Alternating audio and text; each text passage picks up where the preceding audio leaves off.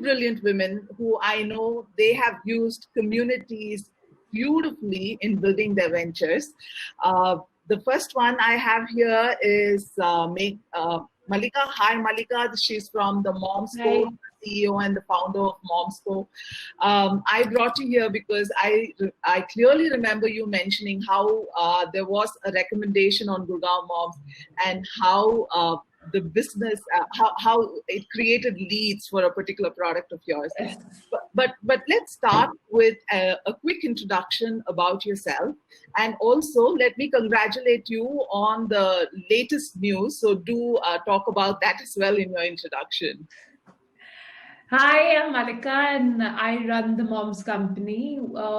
We are on a mission to help moms make natural, safe and effective choices. We've got a range of products for expecting moms and babies, all natural, certified, toxin-free. In fact, we believe in the concept of better for you, better for world, which is why we give you safe, toxin-free products. And on our part, what we try and do is all our products are PETA certified, cruelty-free, and we also have a tie-up with Repurpose Global to sort of recycle all the plastic usage that we'll end up using. So basically leaving a greener, cleaner world for our kids.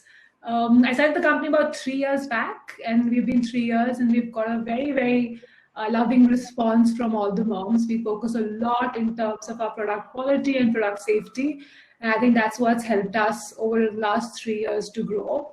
Personally, I'm a mom of 2 daughters. My daughters are 6 and 9 currently. And it's a very different way of growing them up. On what Neela was mentioning, we just closed a funding round of 8 million. And that is what was in news recently. So yeah, I think it's a lot of love and affection from all the moms out there, and a lot of recognition from them that's actually got us to where we are currently. And if I may, I would also like to talk about what Neela spoke about.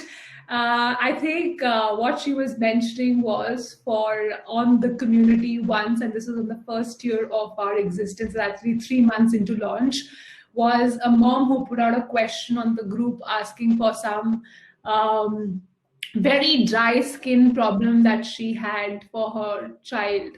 And I remember writing into the person, and on this, and the mom sort of to me on my personal Facebook account saying, what is it that you have? And I had recommended a product to her because it was not a baby product, but I knew the product would work for the problem because my daughter had a similar issue. She tried the product, and I think after about 15, 20 days, about a month, was when suddenly I saw a spike on sales on one particular day, and the phone would just not stop ringing. And which is when we tried to figure out what happened, and one person on the phone call from customer care happened to mention saying we read about it on Gurgaon Moms, which was actually essentially that mom who had been given a recommendation of a product to, who went in and shared her feedback about the product. And that got all the other moms sort of come out together and actually go ahead and try the product. So it was very early on, I think about 2 to 3 months into our brand life, and which is where we understood and realized the importance that communities can have for brands. Thank you for mentioning that, Malika. I mean, it just sounded so beautiful. The impact a community can have, yes. and it was very organic and beautiful. Yeah. I was actually in the middle, I was like, oh my God, this actually got approved. And I remember one of you mentioning back saying that we don't stop organic posts, don't worry about it. So yeah, I think it was very, very nice. And it was actually very, very heartening, right? Because that's when you understand the importance of a closed community, and there's so much trust. And I think the segment which both me and Meghna play on is something that's built on a lot of customer recommendations from like-minded moms, a set of people who kind of attach themselves to a particular purpose, a way of living and all of it. And I think the community just gets you very similar, like-minded people. So the impact that one person can have on the community is really, really large. So I think it's, kudos to you. I think it's a beautiful community. And eventually we're going to get into the various tactics and what are the various strategies that you can use as well. But before that, let me introduce our next panelist, Meghna, who is the co-founder of Slurp Farm. Again, Slurp Farm, I remember the first, one of the first few posts that they made requesting for, I think, feedback on their cookies. And from then on until date, I mean, what a beautiful growth. So that's been a beautiful story, Meghna. So please introduce yourself. Sure. So hi, everybody. I'm Meghna Narayan. I'm the co-founder of Slurp Farm. So I'm building a company with another mother, Shauravi Malik. We're both sort of, I would say, like in mission mode. Yeah, that's the only way to do this. To get kids to eat healthy early.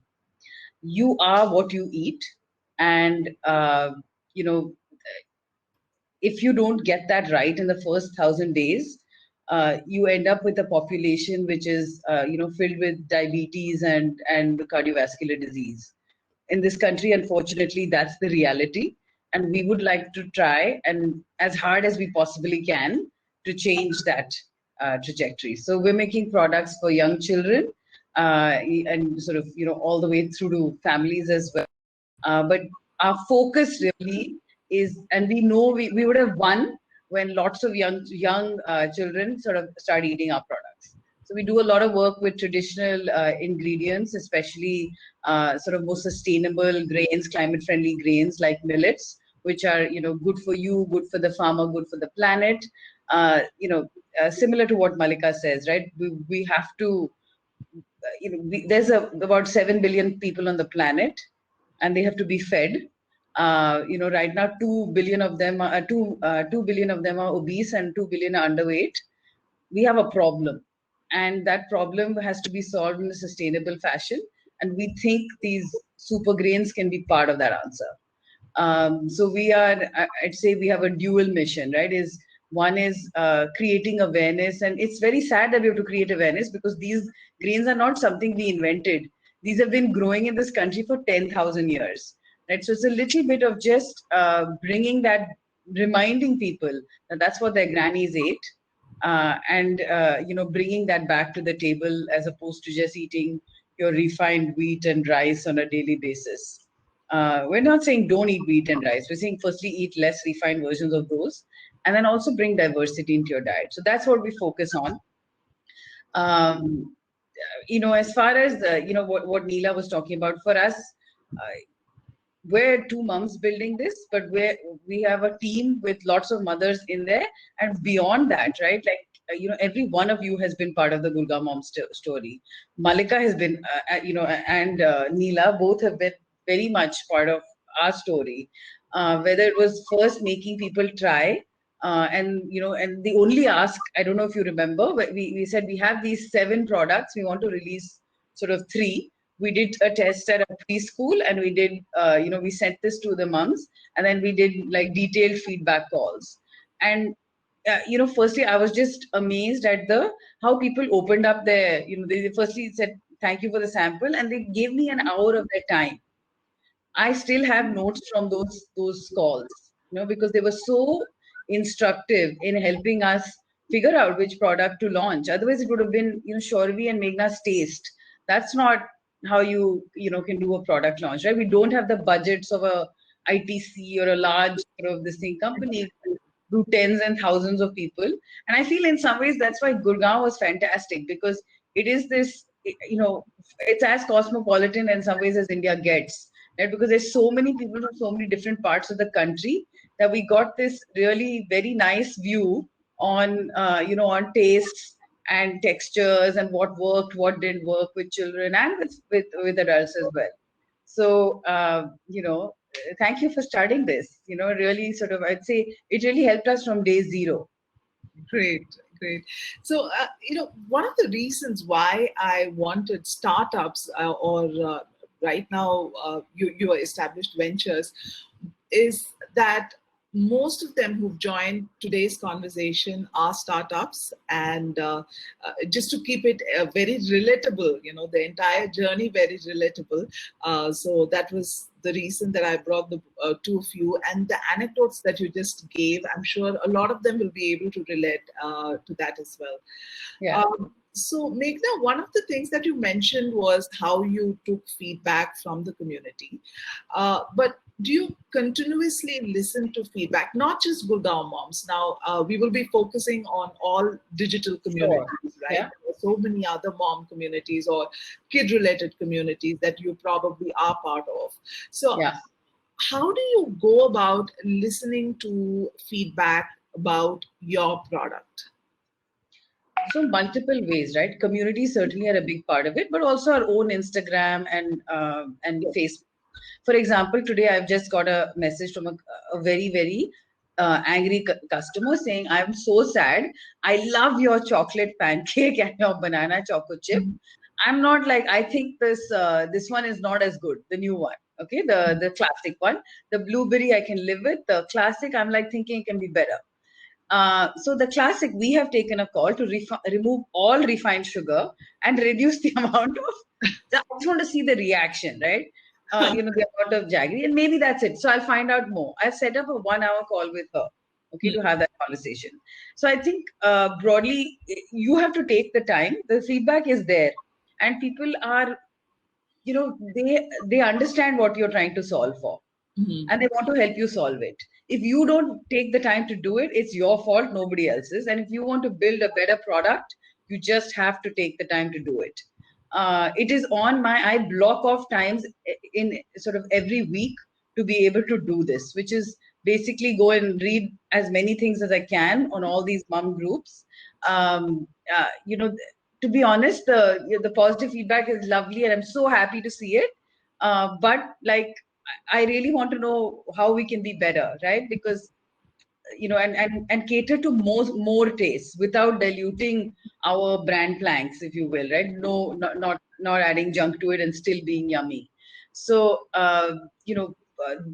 it's a core part. We don't launch a product until we try it out with enough people. Right. Enough times, yeah. What about you, Malika? Have you ever taken a feedback and incorporated into when creating a new product or when coming up with a new product? Or do you, how often do you get in touch with your customers based on the feedback, and do you interact with them? How does it go? Malika, you have to unmute. Yeah, so I do a lot of it, Neela. I think very similar to what Meghna said. I don't think you can make a better product if you're not constantly listening to your consumer. So listening to the consumer becomes extremely important. What I do is, of course, every hour in the night after my daughters have gone to sleep, I actually surf the internet, which is my time to see what's happening on Instagram and what's happening on the other Facebook groups. One, of course, all mentions to the mom score is what I go through in terms of what conversations are going. But what I also do is there are a lot of conversations that happen in skincare for kids in general, right? And what this gives me is information to what kind of content that I can create on my Instagram page. It's very useful because it's, at one point of time, you have moms talking about rashes, and immediately a little later is when you would suddenly start noticing that moms are talking about how to keep your kids busy, or what are generally conversations that are happening. And when I said our mission was to help moms make natural, safe, effective choices, it's a part of our job also to keep connecting with them, with giving them solutions that they're looking out for. So what is it that they're looking out for, and that's the kind of content that helps us generate our content pegs for the next month for Instagram. What I also do is I have a property on our Instagram page which is called Ask Malika Anything, and I do it on Mondays. Every Monday, I go onto the platform where anybody from the consumer base and the community can write into me directly, and I answer their questions on the platform.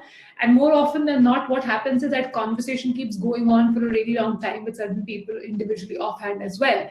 But I do that every Monday, like almost every Monday, if I may put it. Like there's a full property around Ask Malika Anything on Mondays, and people put in questions. And on an average, like my last AMA, which was on Monday, I got 500 questions.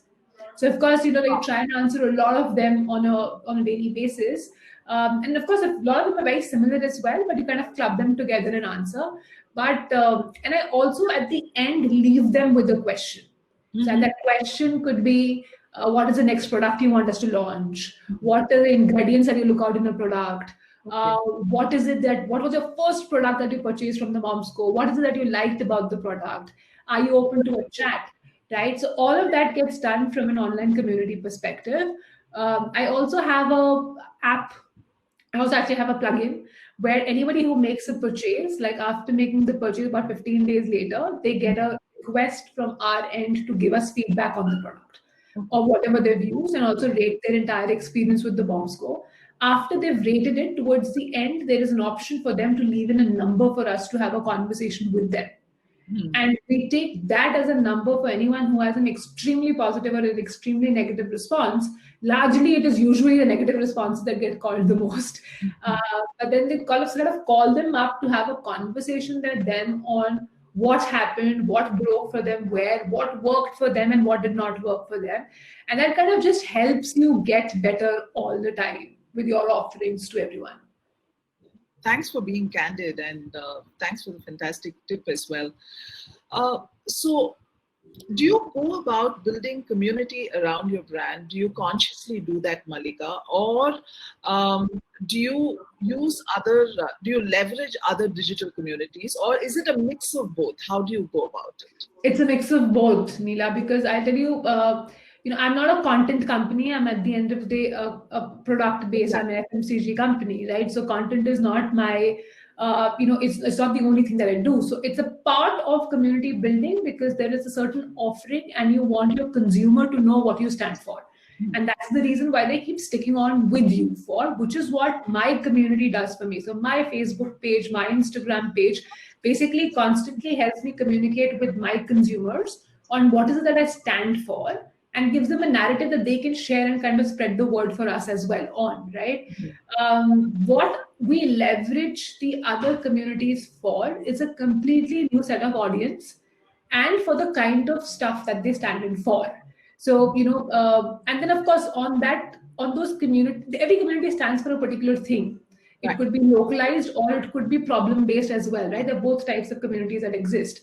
It just allows you to have extremely sharp conversations with that set of audience for that particular thing. You know exactly why anyone who's on that community is on that community, and you can actually have conversations with them on those points. So it just makes the communication far more sharper and an audience set that you're looking for readily available to you at any given point of time. Right. So it's I think it's a combination of both that you need to do to kind of constantly increase your audience bases. That is true. Meghna, in your place, I have noticed you not just digital communities, but you do a lot of events where kids can come and taste your product, and there's a cookout and things like that. So how has that worked out for you as a strategy? I mean, we've had a bit of a bummer this year with COVID. So we have one really fun thing that we do every year, where the team also looks forward to, is an annual picnic. And it was scheduled actually, and invites had gone out. So it's a by invitation, to various people who are, I'd say, the friends and friends of Slurp Farm kind of thing. We had our all set up on the 17th of March, and that didn't happen this year. So the way that works is it's a secret picnic. Nobody knows where it's going to be till like literally the last day. So there's a lot of like, where do you think it's going to be? And that's so much excitement. Yeah, so it's a lovely picnic. It's a lovely picnic, a lovely farmhouse. Yeah, so no, it's not every time in the same place. Last time was different, but yeah, so we take a lot of effort into the food and that's what we do, right? At some level, the reason why Shoravi and I started this company is we love to cook and feed people. So it's an extension of us. So a lot of, I'd say, our events are about that, right? It's about engaging with people, and like Malika says, the brand, there's only so much I can keep on telling you, eat millet dosa, eat millet pancake. It's also boring for me, to be honest. I'm a little bit like, we really are on a mission to change the way people, what's in their house, right? And it doesn't necessarily have to be, eat my millet dosa. Eat a millet, please, right? And I think if I get you to try, my product, you'll realize that it's not yucky, it's yummy. And then maybe, just maybe you'll shift, right? And that will help everybody making that shift will make a change. So, and we have to find, for us, we've discovered if people try it, that's it. They love it, right? They realize that it's not it's really yummy, even though it's healthy. So we just find whatever ways to engage people and to get people to try the product. So we do events. Yeah, you're right. We do lots of events. We do a lot of mom and baby fairs. As and when they come up. Obviously, all of that has stopped. One of the things that we've done sort of post COVID is, we used to do a bit of it, but we realized that, the consumers asking for it. It's like recipes and sort of food charts, right? What do I cook? And I'm like cooking breakfast, lunch, and dinner now, like immense amount. People are cooking a lot more than they have been, right? And now also without help. So, it's hard to say. I don't know who they are. I don't know who my community is, like you do, right? You know who your community is, Exactly. and Yeah. you know the number of people. But I know that there were 150,000 people that came to my website last month looking for recipes, right? So we are building this really sort of rich resource of recipes with millets, and then actually very few of them are about take our dosa and make it into a wrap.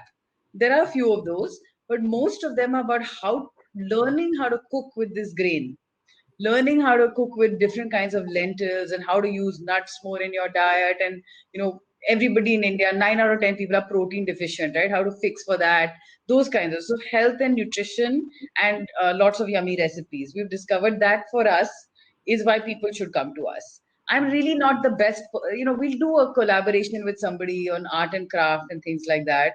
But I'm not the best person to tell you how to make like a bird out of origami or anything like that, right?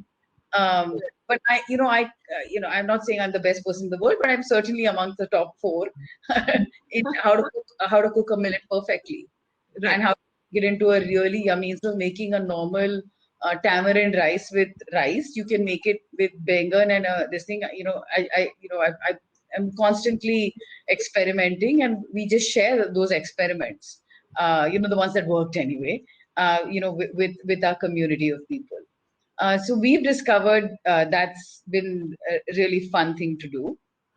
And of course, with there's okay. I think not all communities, mom communities, are the same. Okay, the reason why we engage so much with Gurgaon moms is because it almost feels like there's only like that 2-3 degrees of separation between people.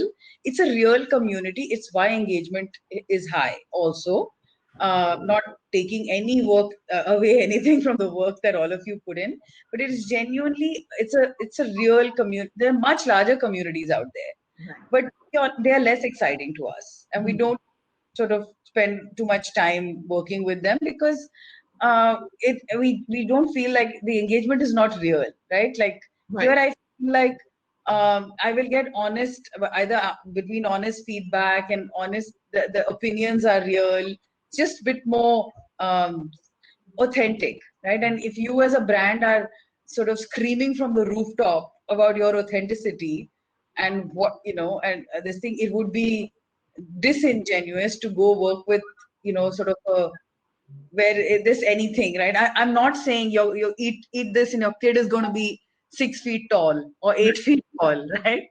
Meghna, what has worked for you? Now you again working with different digital communities. Now, which has got you most response? You would say, was it a contest that you ran, or was it an event that you did in collaboration with the community?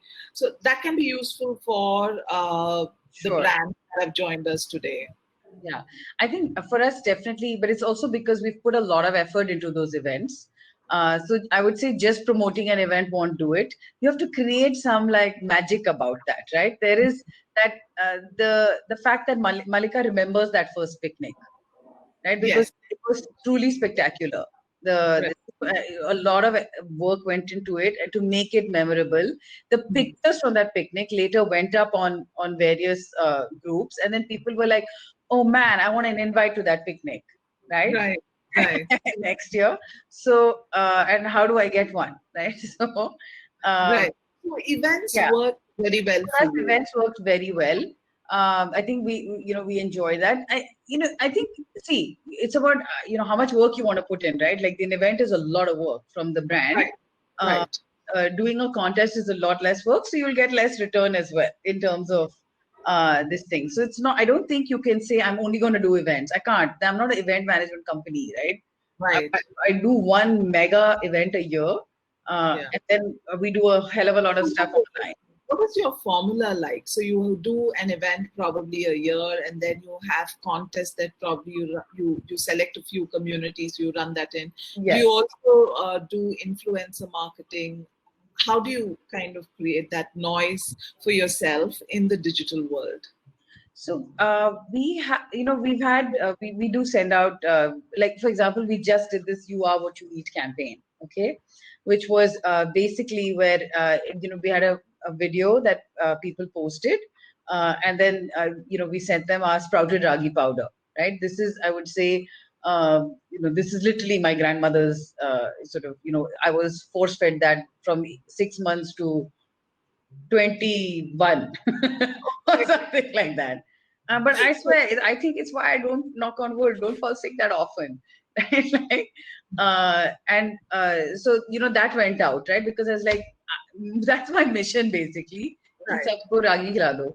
And so that went out to about 100 odd influencers who sort of, talked up, and then we left it to them to do. These are not movie stars or anything like that. We just pick real mothers or real parents, actually. Now, a few dads wrote to us saying, "What is all this mother?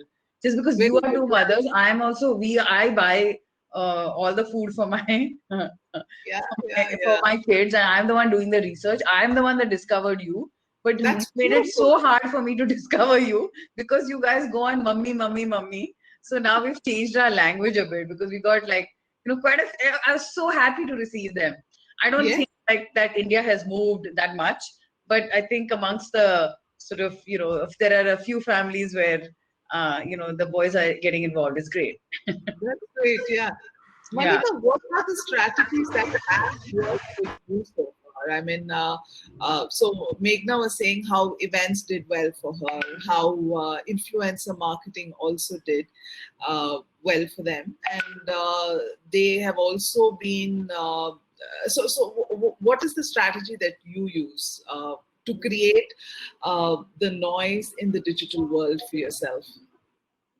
So we do a campaign every month, and that's the campaign conversation that goes on constantly for whatever. I think other than that, of course, there are ads that constantly run. What we have tried with the community and what's worked really well is, of course, contests get you a lot of engagement. But what we've also tried with communities is a lot of feedback sessions and a lot of genuine reach outs to people, right? Like there's a lot of authentic conversation that happens on groups, so reaching out to them for authentic conversations. But I think what stays for a brand is the kind of voice that you own on different platforms. And the fact that that voice is consistent across all platforms, right? So there's one thing that you're constantly looking to solve for. And you keep telling your consumer over and over again that I am here to solve for this for you. And this is what I'm going to be at for like up-teen number of years till actually, if I may just put it, you get to understand how important it is to go use good skincare for your babies. Like skin is your largest organ, and you definitely need to use good products for yourself. So I think it's also what you stand for completely and have a conversation with. But if you're asking in terms of digital, what are the must-do things for sure is that you have to be present on Facebook, Instagram. Just from a performance ad perspective, it gets you a lot more reach in trying to reach out to people. Influencers is a great resource to reach because it, again, as I said, right, it allows you to choose your consumer because every influencer stands for something and it has a particular audience which is true to what she stands for, which is the reason why she has that followership. So you can reach out to influencers who can get you newer reach to people. Digital is all about reaching newer people and constantly increasing your audience base, and then having the right content and the right communication sent out to that audiences for them to adopt into the brand philosophy that you have. So as long as you have the content right and this whole engine to reach out and more people right, you will get your digital strategy right. So do you also run contests? I'm so sorry, but I'm just coming back to the same thing because because I want the brand owners to take back a few to-do lists after this as well. So have you tried contests, or have you, or has a normal post, just a post announcing about or have discounts and deals work better for you? What is work better for you, Malika? So, Neera, it's all about what you want from the platform. Like all Facebook groups offer you a lot of things, right? So if I just want so many people to come and tag the brand and just remember the brand, I'll probably do a contest, right? Because that's one where the engagement by far is the highest. Like there are no two questions about it, right? If my idea to use the platform is to get a lot of new people to try my product, I would do sampling, right? And at every different stage of brand, you have different outlook to what you want as an output from the activity that you're doing with the group, right? So if it is about a new launch where I'm looking out for feedback, and what you guys beautifully do, and I've done it with you as well, is that you open up a form where people fill in their details, which allows me to give them a sample, and then I can call them back after a particular time to get the feedback from them, right? So it's about what you want from the platform. It's about, if it is about engagement, then hands down, nothing beats a contest for sure. Like there'll be like over 1,000 comments went into it. And I think as the brand gets more and more known, I think the entries keep increasing over and over the period of time, right? Because everybody knows it and everybody wants to get the gift, which is at the end of the day, right? But that might not be the only thing that a brand might look out for. Like I also want genuine feedback. I also want true people trying out my product, right? Because that's the likelihood of them repeating the most. I've also done an activation with the Facebook group where we have limited, saying that anyone who has a child up to 2 years old, this is the sampling for those people only, right? And each one of you actually vet that at your end and then give us those consumers for whom kids are below the 2 years of age. And then I'm getting like a very targeted set of audience. So I think it's about what is it that you're looking out for. If it is feedback, then you go ahead for a feedback-based activity. But from my opinion, contest definitely perform the best. And the next thing immediately after is sampling. And then, of course, you can do hygiene posts where you keep telling people on what you stand for. It just helps reiterate the message for the brand, saying these are the 3 things that the brand stands for. Yeah. Broadly. I think broadly what Malika is saying is right? There's no one sort of magic bullet for anything. You have to do a portfolio of things because different things will appeal to different people. Not everybody wants to take part in a contest, but people, there will be peripheral vision on a post that comes and about the brand, and something might stick with someone, right? They might like something about your ethos, and it's not necessary that they go buy a product today, but they see it 6 times and they'll be like, okay, you know what, I want to just check that out. Right? Or you know what, my cousin had a baby, I'm going to send her that Mom's Co box. Right? So things like that. That help. So I think just you have to put yourself out there in different ways because different things will appeal to different people. And and digitally gives you the way of doing it without without a lot of sort of it doesn't cost as much, and it doesn't definitely doesn't cost as much. It's not as much work as well. And you have to consistently keep doing it. Yeah. You can't get bored of your own message. Yeah. It's something that we keep telling the team, I'm like, that's what we're going to do for the next 10 years. Your product might change, but the message is exactly the same, right? Like we're quite clear.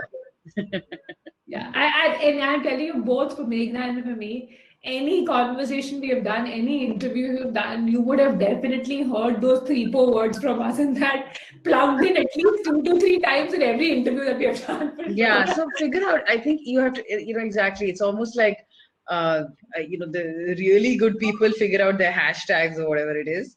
For the slightly, older mothers like me, I figure out the sentences, right? Full ones with full stops that I keep saying over and over because that has to stick. True.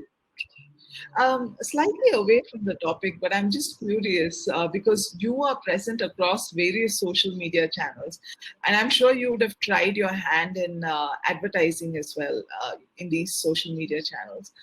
Which has worked well for you? Have you adopted any particular strategy that worked well for your brand? Any one of you can start. I mean, I think here it's a combination, right? Again, it's like Facebook, Instagram, YouTube. We've just started sort of putting out content on YouTube. Malika is actually a veteran and have been doing it much longer.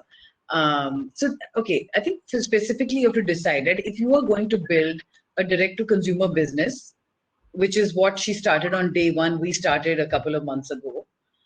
Then you need to, we were selling primarily on sort of other online channels. That was a bulk of our business and stores, right? Now we sell a lot on our website as well. That was a post-COVID phenomena. And, so you have to sort of, each channel has its own unique ways in which you drive traffic and drive consumers to understand about your brand and come to it. There is some overarching stuff, which is, people understanding what does this brand do, right? And having an image in their head when they think about you.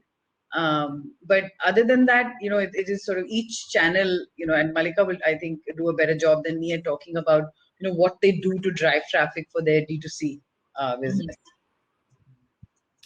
So there are a couple of things that you can try.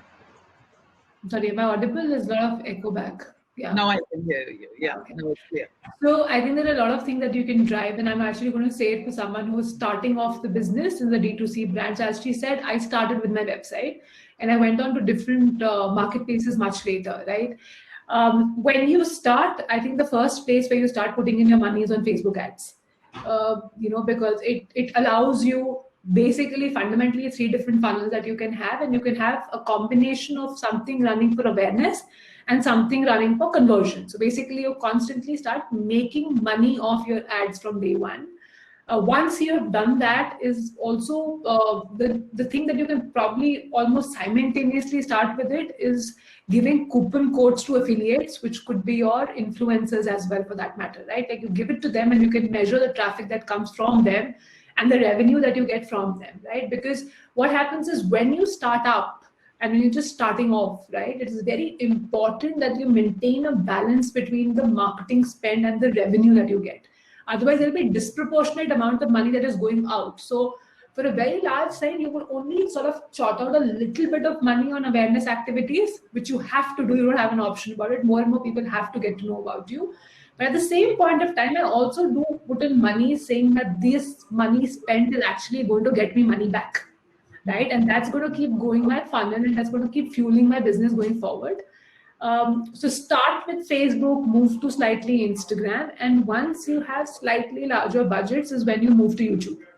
Because YouTube, if you see fundamentally as a platform, is where people go for leisure, right? Getting people to move from what they are doing to actually come to your website to make a purchase is slightly as a harder task, right? It's the platform that you're seeing and what is the discovery that you want on the platform.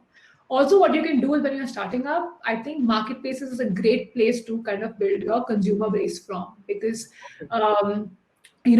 fundamentally they're search platforms. Like you would go there and search for rice. There are very few people who go for search for a particular rice, or they would go and search for a baby shampoo.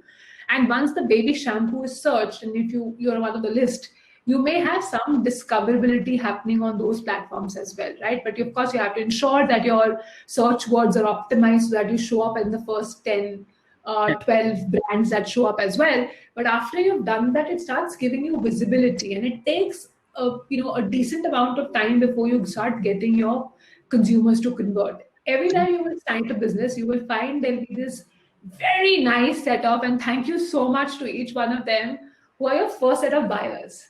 They buy you for what you're talking, and they're fantastic because they're there for you and for a promise that you make. And I think to a very large extent, it is the promise that the founder makes at that point of time. And then they attach themselves, and these are people who are trial. After you've got the set of people into your funnels, and if they have purchased, then comes the hard task of you having to reach out to other set of people to whom you have to convince and make them make the purchase, right?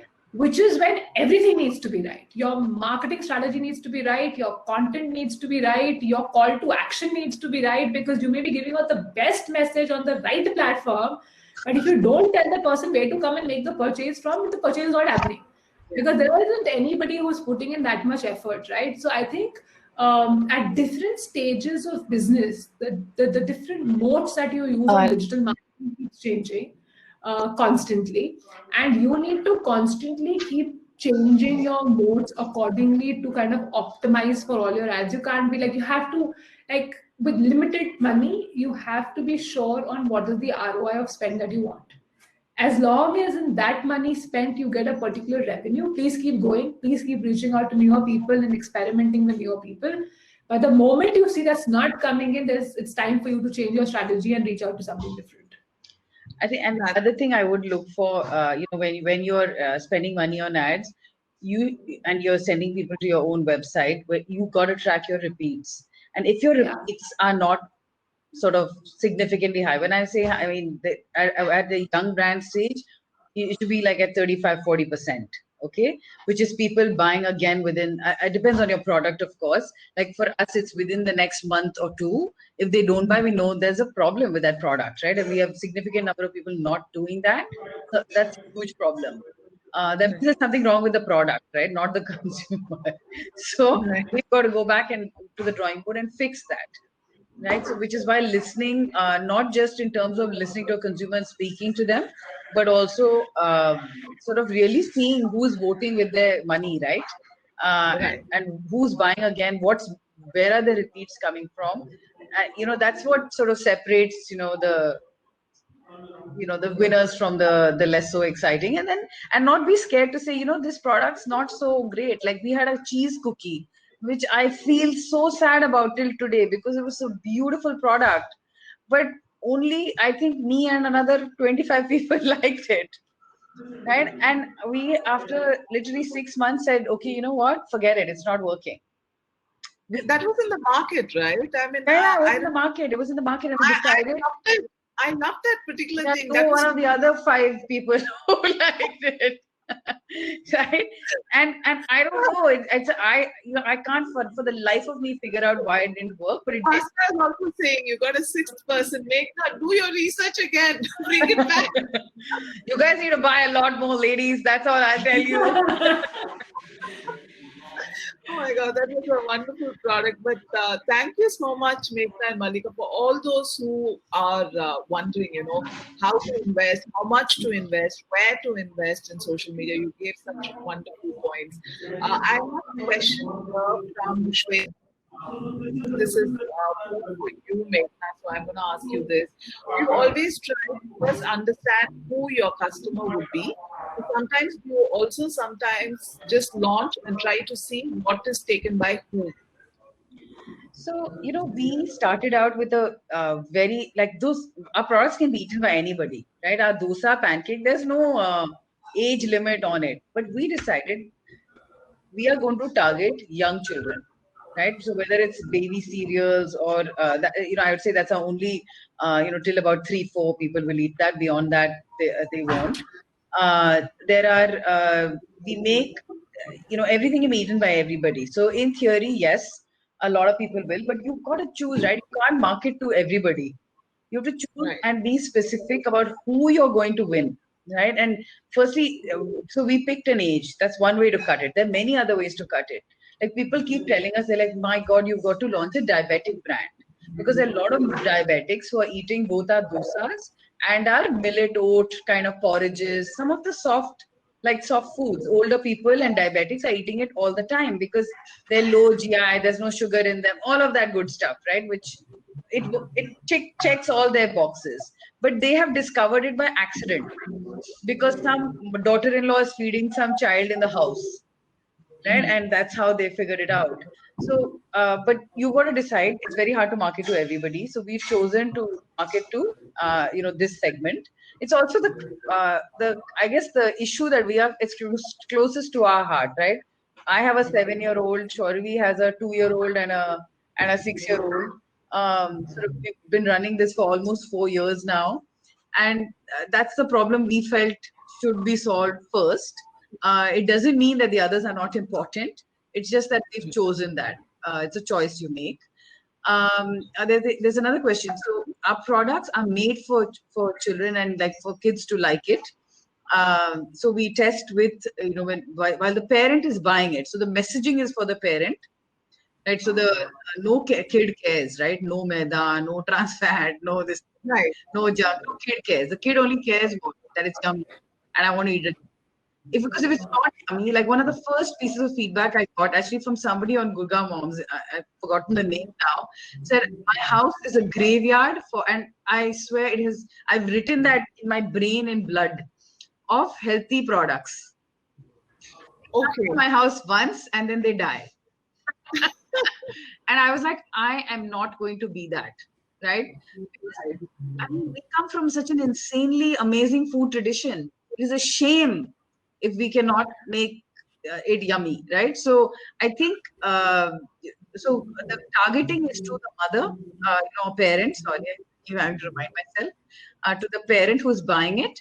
But the end product has to sit very well in that child's stomach and want that child to eat again and again.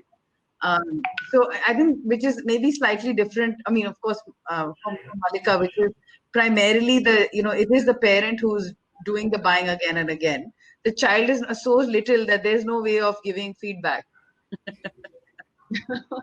Yeah, I think we have a problem on ensuring that there are no allergic reactions on the sensitive skin. So yeah, but I think like fundamentally from a functional perspective, the product needs to deliver for us. But yes, we talk to the mom. We always talk to the mom. We're like the mom's company. We talk always to the mom.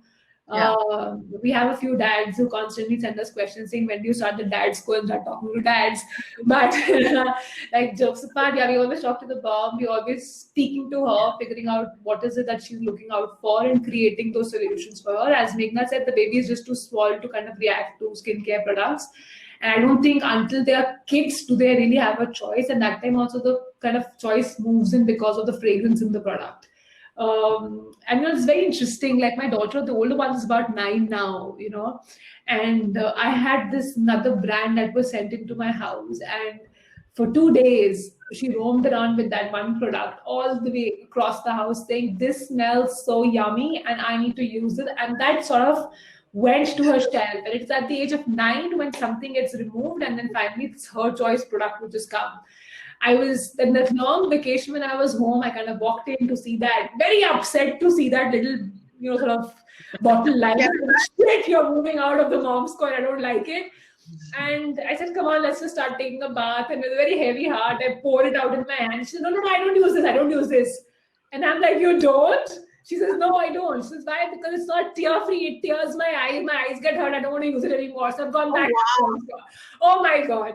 Like, I sulked for 2 days when she decided to move out from it. And then I was like very excited about the whole thing that she came back, right? Like, so I think even as kids get older, there are these functional aspects of the product definitely needs to deliver. But yeah, in terms of communication, we talked to the mom, and I think it's something that was very interesting. I think there's Shweta itself was asked a follow-on question saying that when you create posts, do you create posts for parents or do you create posts primarily for kids?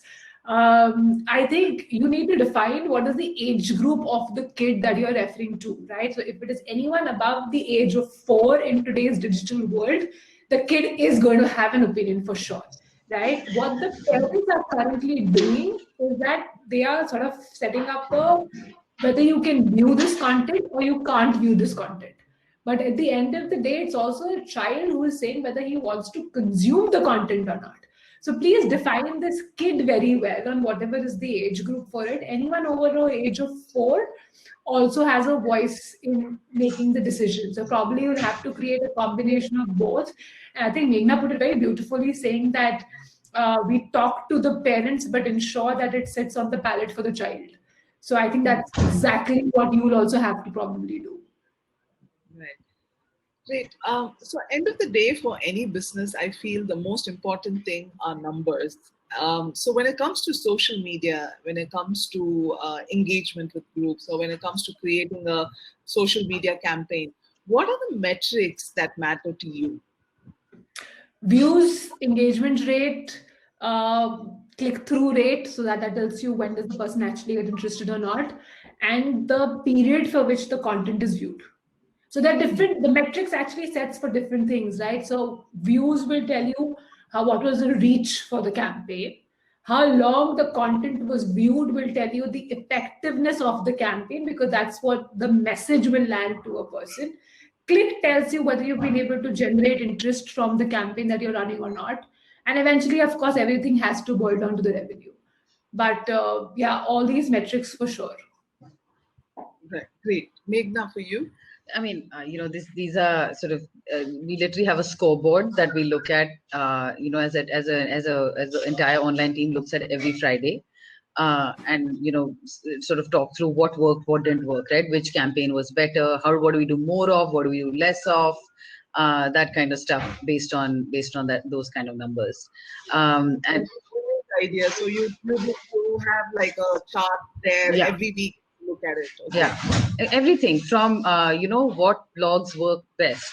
So we had like, for example, there's sometimes I get upset that some of these things work well, but because they don't sit. So somebody had posted what Taimur Ali Khan's it was an external person who posted on our blog saying that Taimur Ali Khan's what this thing, and we let it go. We let them this thing. That blog did really, really well because it had Taimur's name, right? It's had his diet chart in there, and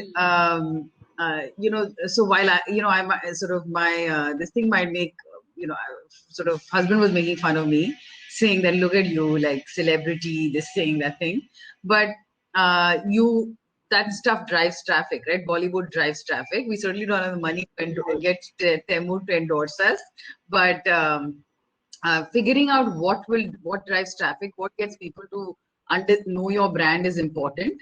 For us, it's sort of forget that's an outlier, but for the most part, it's recipes. Right? People love to watch recipes, so we have a ton of video content where we have this wonderful chef Aisha who does step by step of how to make really simple things at home with these products. So and they'll be seasonal, like modaks or sort of gujiyas, depending on the time of year. So she'll do these recipes, and they're all video. They're really easy to follow. They have subtitles there and steps, all of that. And there's a write up as well later if you've forgotten. So great. Yeah. So I think for us, obviously we're a food business, right? Doing recipes for Malika would make no sense.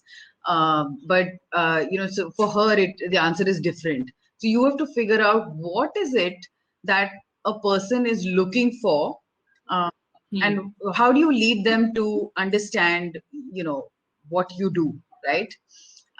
And so she will have, I'm guessing, sort of dermatologists talk about sort of eczemas, right? And sort of so much. I mean, she'll talk about it better than me. But broadly, things that are really relevant to a mom who's googling for, here's this is my child's problem, right? We get my fussy eater is not eating. What do I do, right? And so that's what we're trying to address. But what are the metrics you track to ascertain? So what is it that each piece of work that we do is if it's not tracked and it doesn't overall track to a company-wide metric, I always tell my team, then you should be like, shit, my job is not, sorry, bad language, is not useful. Right, so we follow something called an OKR process, where literally there's a weekly, everybody has a metrics that both their input metrics and output metrics. It's very complicated. I don't want to go there, but broadly, it's a scorecard that's looked at on a weekly basis. There's what she said was around ads and watching their performance. There's stuff about blogs and other SEO, content that you create. There's for when we do sort of WhatsApp or SMS messaging, there's conversion rates on that as well. Each I would say each type of reaching out Each to a mode of consumer reaching out has a different output. has its own metric, right? And I think if in order of sequence, I wouldn't go, like she said, you wouldn't go running to YouTube just yet. We are looking at YouTube now, after 3.5 years, right? Because YouTube requires a lot of work to put out that much of content. It's video content that you have to create. But there's you can do sort of Facebook communities is a great way to start, right? Because you're really it's not anonymous. I think to me that's the best part about it. It's really, you get live, it's targeted, it's the exact right audience. You're going, they are anyway looking for your stuff, right? That's why you if you believe that, that's why we exist, because we believe people are looking for this, right? So they're right there, and so it's not a force fit. They're looking anyway, and you're there presenting the answer. Great. Now, if I have to take you like 4 years or 5 years when you just started, and when you started posting in different communities, or when you were trying to create a community for yourself, what were your expectations after these posts on social media? Because what I see and from what I understand, it does not immediately translate into sale. There is a process like creating an awareness around it and then getting into the consideration set and things like that, right? So what is what should be an expectation of an entrepreneur, at least for the first 1 year, when they are putting out their posts in various communities or on their own timelines as well? Yeah. I mean, of course, secretly, everybody hopes when they do their first post that it's going to go viral and crazy, right? And like you're going to be the next Facebook. But it's not always like that, and certainly not for consumer brand. It is, there's no way to, without vast quantities of money, and there are obviously brands that have done that, like with sort of 1,000 crore kind of budgets. We're talking about smaller companies that are bootstrapped and building. You have to how do you fast forward? The one person tries, they tell another person. You can only do that process has to happen, and you are so that's the overall, right? But you're talking about for ask you, Meena, because that's a beautiful thing that every startup wants, and that's the best way to reach out others, through word of mouth. How do you generate that word of mouth? How do you encourage that in your community? Because when you do that, I believe you've already created a community for yourself. Correct. I mean, I think other than sort of putting out content that somebody has to want to tell, right? They're like, I tried out this really yummy recipe, or I went to this really interesting event, or I did this, right? They want to tell, they want to share. For us, it's been like, for example, if you look at our Instagram, you will think we are a pancake brand. You will think that's the only thing we sell. Because every day I get 50, if not more, photos of mums making beautiful pancakes and sending. It's so Instagrammable, right? Right. Now, my baby porridge is not Instagrammable. It is a bowl of mush, right?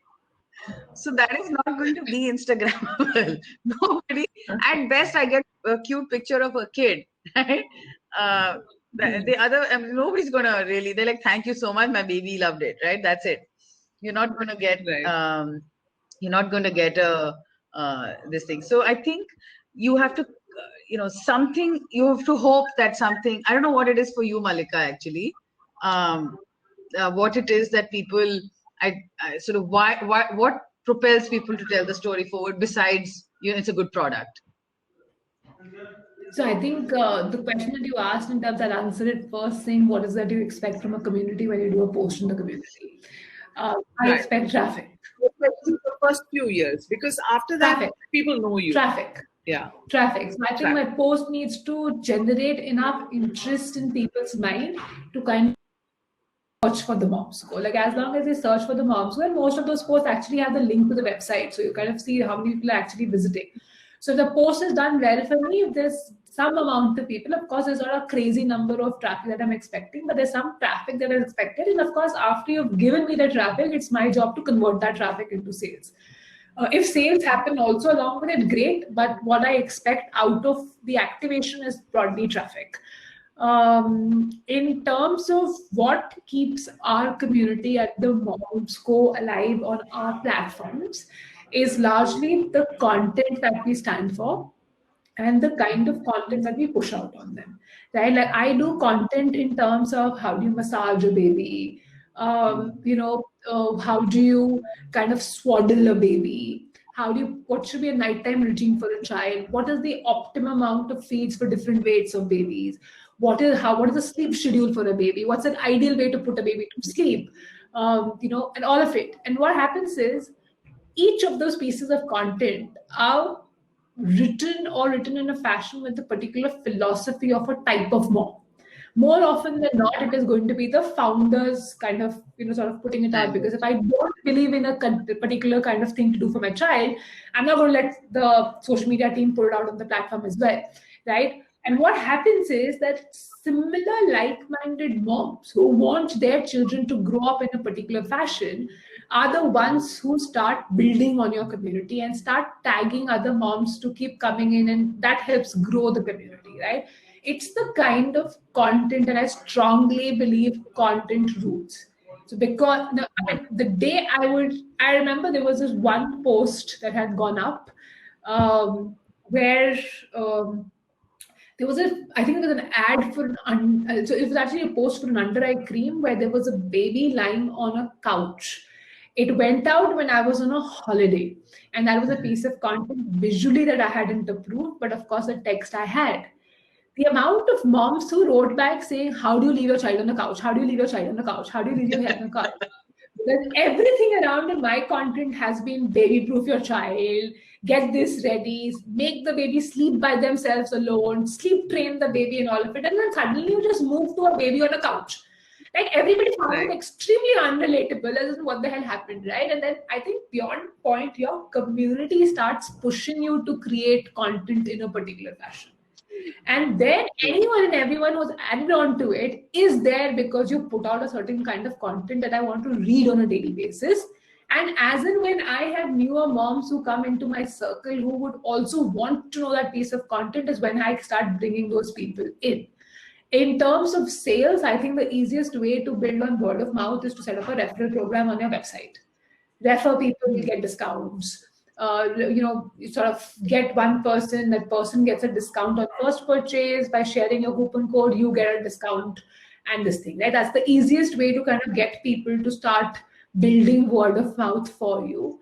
And I think very, very important that your product speaks for itself. If your product is not good, no matter how much marketing you try and do, it will not do well. So I think the first thing to do is fix your product and find your audience. And as long as both of those things are ticked first and you know who it is for, then I think the rest of it sorts out by itself.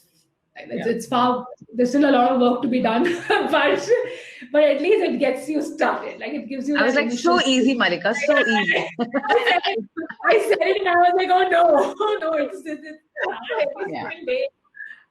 But yes, but I think those are the two very key ingredients to have to get started. But that's a very practical place to start. So yeah, I mean, it's a good advice. So we're almost close to 1 hour of conversation. So I'm going to close this. But before that, let's end with this. Probably you could just sum up on how to build a thriving community around one's brand. It's kind of a sum up of the entire thing, but in your idea, if I were to ask you, what are the things that you did right to create a thriving community around your brand? What would you say? I think stand for a purpose and make sure that that purpose is intact from the beginning till the end, and keep it honest and open.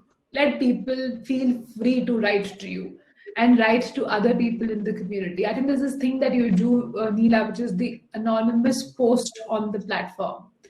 I think it's just so powerful. I think it's extremely powerful, right? Like nobody wants to disclose that identity because of the kind of stuff that you put out, right? I'm sure there are a lot of people who don't want to talk about or be known as this is my story, but they're obviously seeking help, right? And then writing that down, people genuinely come and give honest advices to people. And please, let's not judge anybody.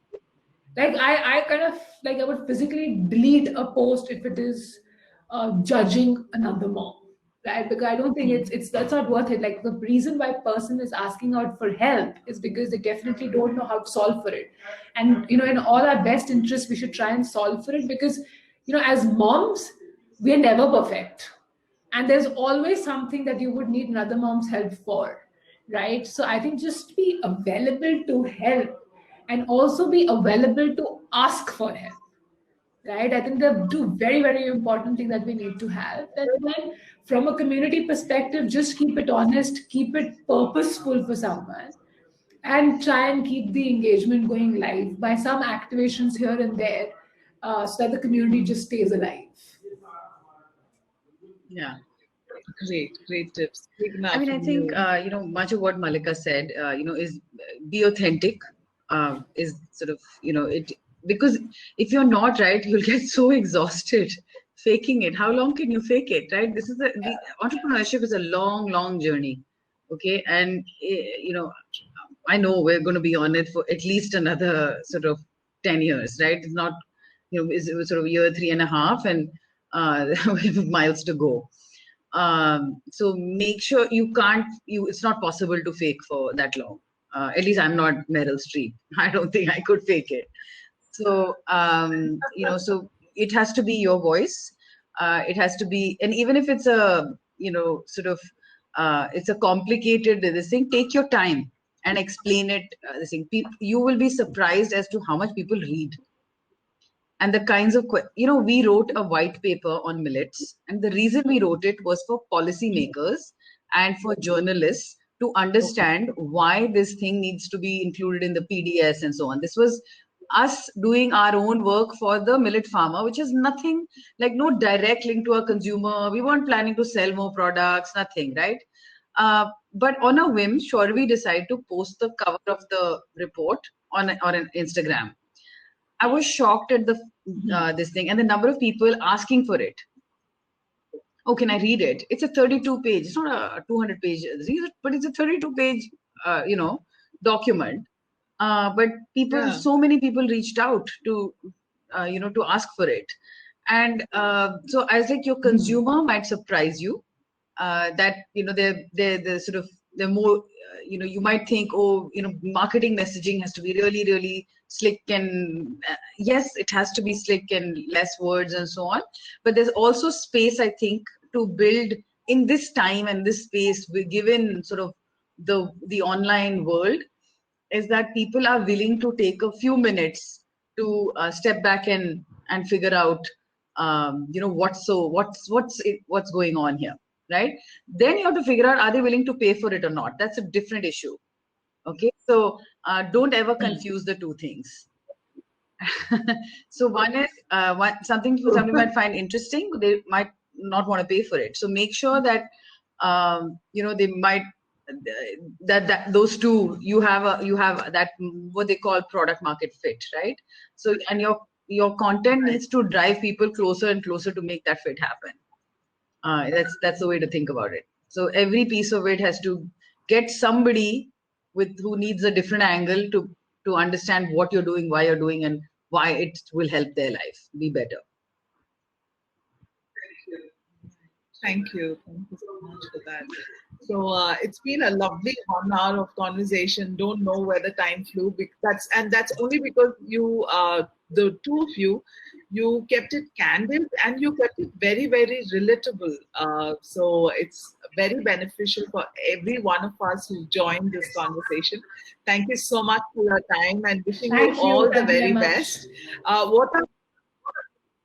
probably what are the festival plans? Let's end with that. What are the festival offers that you have for your brand? So tell us. I have a never before done 50% off sale happening on the website for today and tomorrow. So please go make your purchase. Oh my God, you must be so busy. Yeah, I'm telling you, like I've been sorry. I've had people walking out from there like 5 times since the day. So yes, we have a crazy offer, first time in the last 3 years. That's actually on the website. So please go to the website, visit, and make the purchases. Yeah, I completely forgot. This was a very nice time for sort of skipping the action there. It was nice and peaceful as a chat. But yeah, time to go back to the mad rush. But thank you so much for taking the time out during the Lovely. Sorry. Oh, sorry. We are launching, some cake mixes. So these are wheat-free and vegan cake mixes that are coming out. They're super yummy. There's a chocolate brownie and a chocolate cake and a banana bread. Basically, what have you done, right? Since lockdown, everybody's been baking. And so that inspired these products because we were like, why don't we help people make a better cake? Because everybody's making these maida cakes, right? So we're like, a better cake, cake that, they can eat with no guilt. And they can gift, now everybody's talking about immunity, right? We're like, yeah, if you eat properly, with a diverse set, that will come. The immunity will come. You don't have to go eat a medicine. So you just got to do it consistently. So, this can be part of that.